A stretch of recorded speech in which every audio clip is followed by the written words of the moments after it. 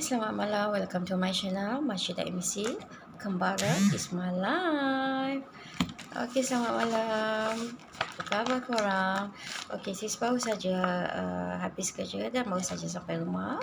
Okey, hari ni sis dapat lagi gift Hari Guru daripada anak murid sis. Tada! Okey, sis akan unboxing satu persatu dan saya akan ada lagi dapat gift daripada anak Francis sis. So saya akan buat satu persatu dululah. Okay, here we go. Okay, saya dapat paper bag Chomel. Okay, tapi tak ada nama. Okay, terima kasih yang bagi dekat sini, dekat Cikgu Syida. Okay, kita buka apa yang dapat kat sini.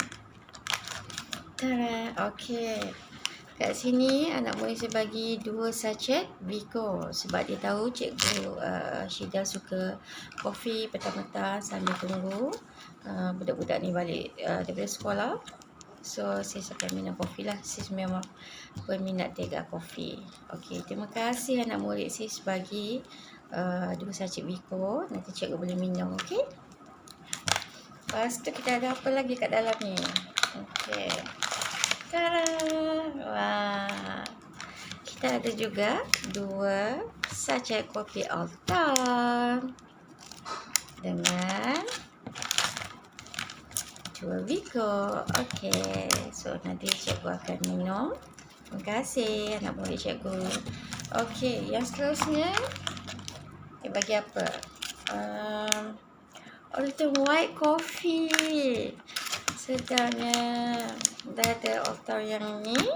Okey, lepas tu dapat juga white coffee. Terima kasih. Okey, lepas tu kita dapat lagi. Dia bagi apa kat cikgu ni? Okey, coklat.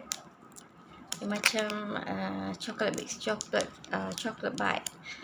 Kecil, comel je. Terima kasih. Okey, kita dapat apa lagi? Tada! Okey. So dia bagi cikgu 3 coklat. 1 coklat yang ni please strawberry dan ini please apa ni?